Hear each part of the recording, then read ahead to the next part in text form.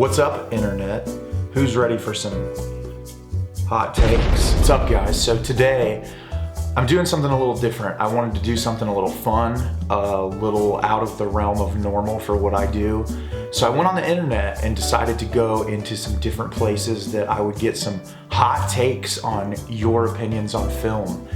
And one of the places that I found the most responses was in the Letterboxd community on Reddit. And everybody's there is vocal about something. And so today we're gonna get into some hot opinions, some terribly freezing cold opinions. And I plan on doing a few of these videos because I think shit like this is fun. And obviously this is all my opinion. Don't take any of this personally. If you do, I'm sorry. You just have horrible taste and there's really nothing I can do for you. It's just some polite and casual fun between two complete strangers. You chose to write these down on the internet. I cannot be responsible for the repercussions of your own actions. But first up, the second and third actors that portray the protagonist of Moonlight were not convincing at all. Not that it lets the film down that much, because the character is almost a total blank slate.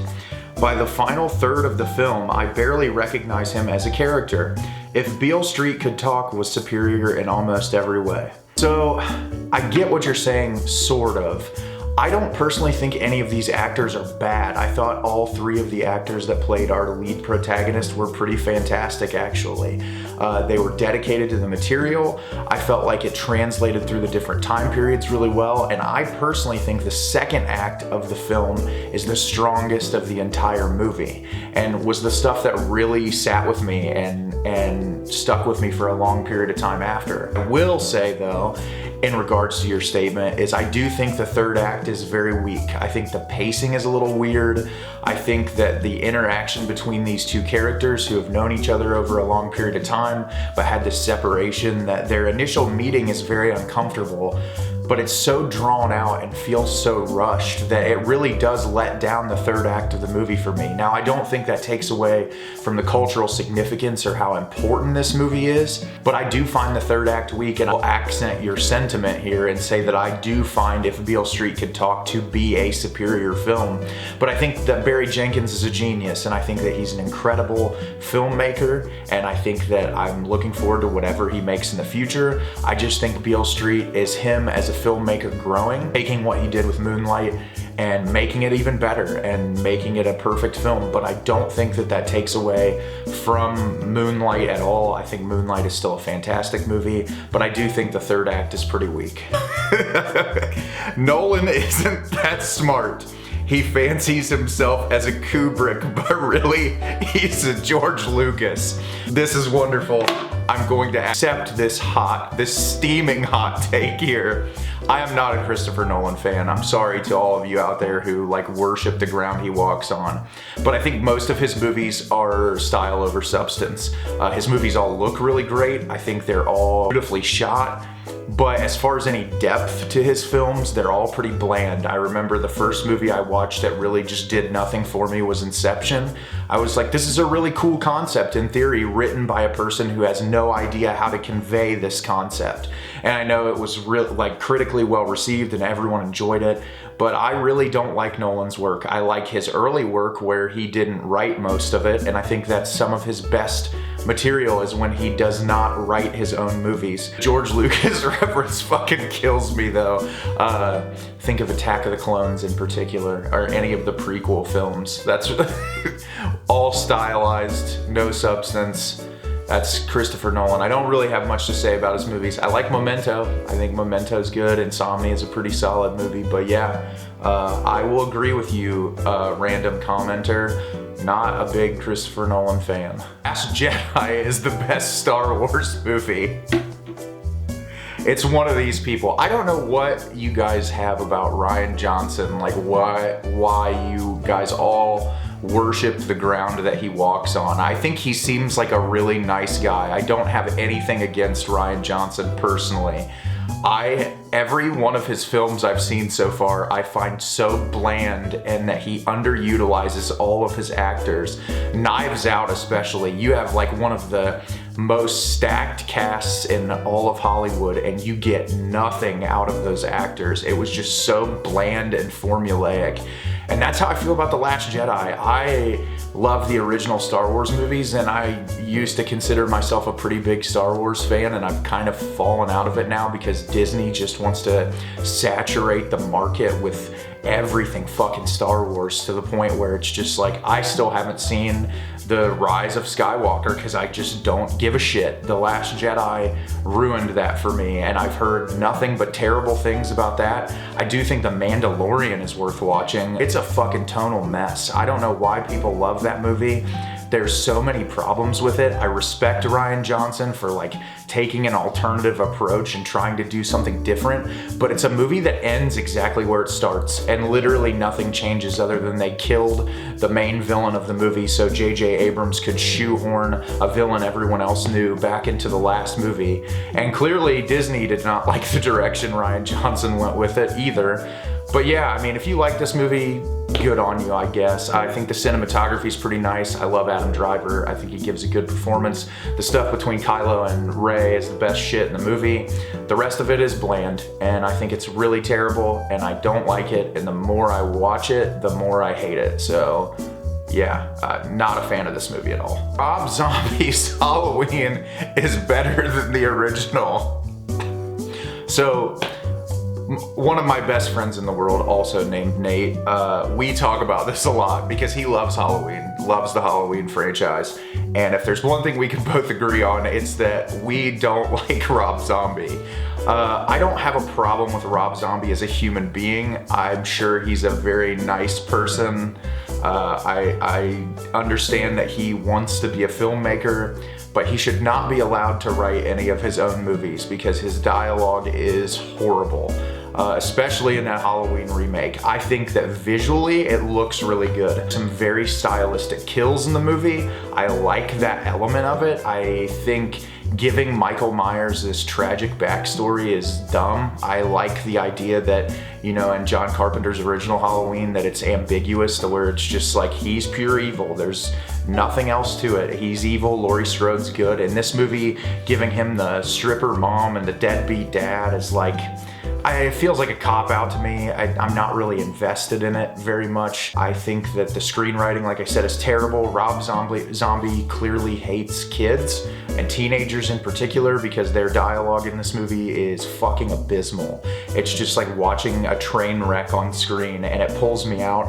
I think it's in the director's cut of the movie, that rape scene that happens in the institution. It just makes you feel really slimy and like, why the fuck was this even filmed? You can get an idea that how terrible that inmate is just by like the racist remarks he makes towards Danny Trejo. I don't need any of that shit. This movie makes me feel slimy when I watch it, and I don't like it very much. I think Lords of Salem's worth checking out. That's a pretty solid Rob Zombie movie. Malcolm McDowell's a pretty good Donald Pleasance substitute. He's probably one of the better parts of the film until the second movie when we're not even gonna go there with Halloween 2. I don't even want to talk about that shit. Yeah, I'm not a fan of Rob Zombie's Halloween. I'm a fan of it aesthetically, but as far as the story goes, fuck that. The Shining is really not that great. Wow, all of you film lovers out there that have this really hot take, very, very steaming hot pile of dog shit take that Stanley Kubrick's The Shining is not a good movie. I hate to break it to you, but The Shining is a good movie. And regardless of whether you don't think it's scary or it doesn't do that for you, cinematographically, it's one of the most beautiful films ever shot. The way that the camera just glides you through this huge, expansive environment of the Overlook Hotel. The performances by Jack Nicholson, Shelley Duvall, I mean, come on. Like, these people give fucking amazing performances with this beautiful cinematography, an incredible soundtrack, and in my opinion, it's one of the best psychological horror movies that has ever existed. You put these people into this space together and slowly watch them lose their minds. And I think it's so well done, and the commitment to the performances is fantastic. I can understand if you don't think it's Stanley Kubrick's best work. I mean, the man has made masterpiece after masterpiece, but people that want to go out and be like, oh, The Shining's a piece of shit, it's a terrible movie. For somebody who like appreciates filmmaking filmmaking as a whole, even if the story doesn't do it for you, you know it's a fucking good movie. You're just trying to be edgy and whatever. I'm sorry that you feel like you have to be edgy and impress all your friends with your Darren Aronofsky poster in your room. I understand cinema. I loved Mother. Yeah, whatever, I don't care. Maybe my hottest take is that Toy Story 3 is not only the worst Pixar movie, but one of my least favorite movies of all time. This person has an insane hatred for Toy Story 3 for some reason. I did a Pixar ranked list recently. I think it came in at like number 10. It's a pretty good movie. I mean, like, obviously the movie can only exist with your previous knowledge of the original characters, but I think like the emotional development of the toys and then the payoff at the end of the film when they almost fucking die and get burned alive, you really think that that emotional moment, peeling apart your childhood and saying, we're gonna fucking kill these characters on screen right in front of you now and tear your life apart? Is that why you're upset, Redditor? Are you upset because they poked at your childhood? They upset you because you are sad that they took a beloved childhood property and, you know, made it very dark and deep and emotional. I'm really sorry that Pixar hurt you so badly. I'm sure that if you get the right lawyer that you can get some money out of Disney. You better have some money. Nomi and Juliet is greater than anything else. Obviously this is a shit post, but I have a funny Nomi and Juliet story. I went to the movie theater and sat down to watch this movie. I worked at a theater at the time, and I did sit down to watch this movie, and I made it about 15 minutes before I walked out, and it was one of the worst things I've ever seen. So good on you, commenter. I'm glad that Nomi and Juliet holds a special place in your heart. I hope that you have at least 10 Blu-ray copies of this in your living room, shown for all to see how much you appreciate this masterpiece of American cinema. This one hurts a little bit. Up is an average Pixar film at best and not even close to Pixar's best. People just overrate it for the opening montage. It's my favorite Pixar movie. I think that that's a bullshit take, honestly. I do think that the opening sequence is one of the stronger parts of the film, but I don't think that detracts away from Carl's character and watching him build over the expanse of the film. I think the soundtrack is beautiful. I think it's one of the best in Pixar's entire catalog. I think all of the characters are charming. I love the setting, the animation's beautiful, the color palettes are amazing. I just think you're bitter about it for some reason. Not really sure why, but yeah, it's a good movie in my book. It might not be the best movie ever made. I have a lot of personal connections that I have with that movie, as I talked about in my Pixar ranked list. But yeah, I don't think it's as bad as you're saying it is. I mean, like The Good Dinosaur, like it's worse than The Good Dinosaur. It's worse than Brave. You just haven't watched enough Pixar.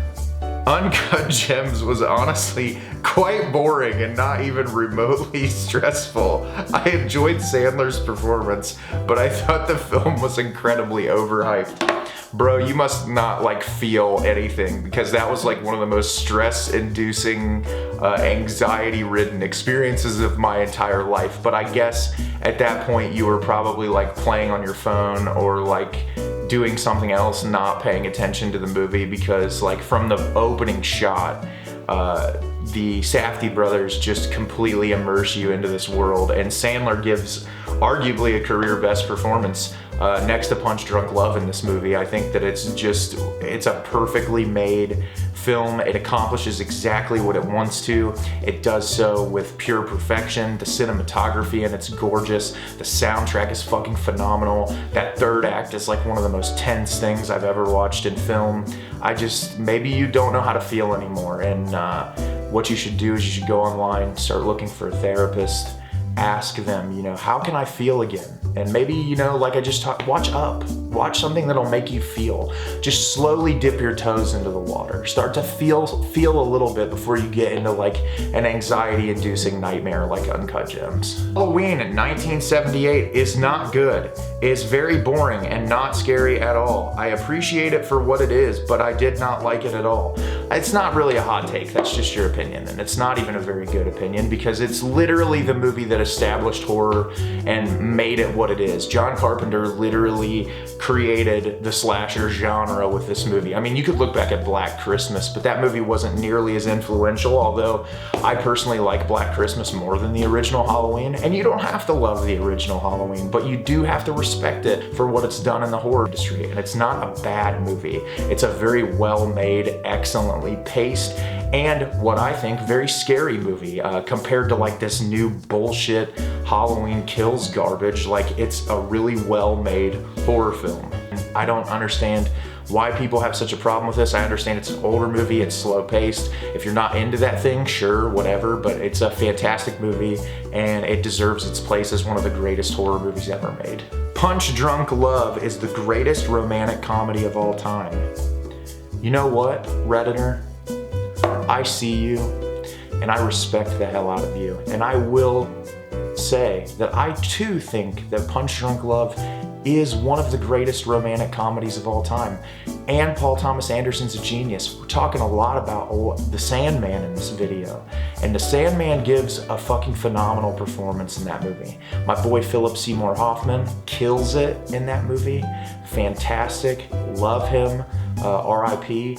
But yeah, I agree with you. Punch Drunk Love. If you fuckers haven't seen it, go watch it because it is just like, makes me feel everything. Makes me feel great. At the time when that movie ends, I got the biggest dumbass smile on my face in the world when that movie's over. Thank you for a positive hot take, Redditor. I appreciate you.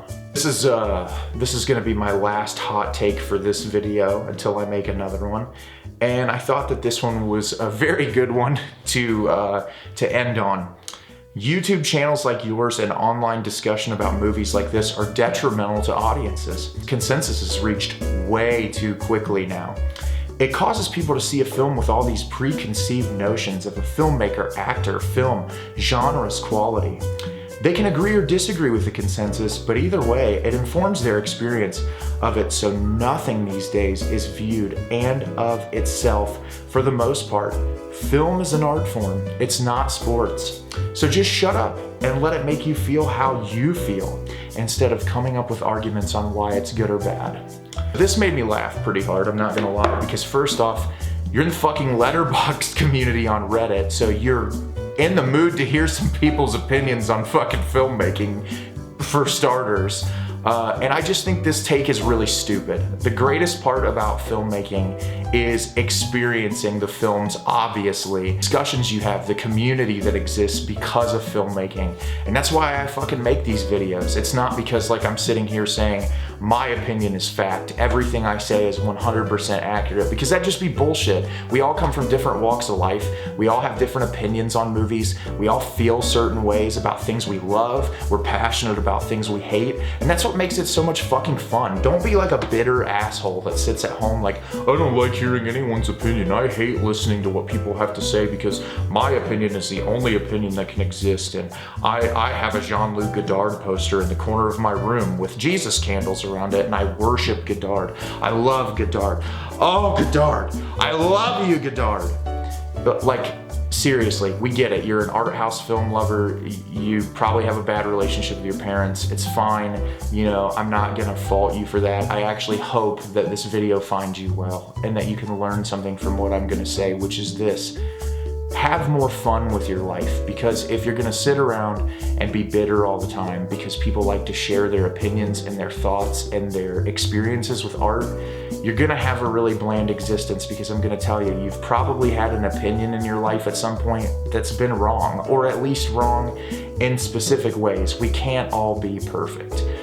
So yeah, that's how I want to end this video, because I think that that's pretty poignant and interesting to talk about, is, you know, you have to understand that people in this world come from all different walks of life and have all had different experiences, and listening to their perception on art is one of my favorite things in the world. I love talking to people about it, and I love hearing your opinion, which is why, leave me a comment down below about some of these hot takes.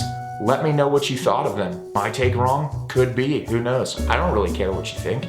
I just made this for fun. I will love hearing your opinion though, and possibly laugh at it if it's even worse than the original comment. If it's a great comment though, like Punch Drunk Love Redditor, I see you and I respect the fuck out of you. As always, if you could subscribe to the channel and comment on the video and like it and do all that shit that people do when they're on social media and on the YouTube platform, that would be really wonderful, because a lot of people tell me I look like Chris Stuckman and I don't get as many likes as him. I haven't been making content as long. But you know, it would be nice to get some of that Stuckman recognition, I have to say. As always, thanks so much for watching, guys. Have a great rest of your day, and thank you for getting Stuckmanized.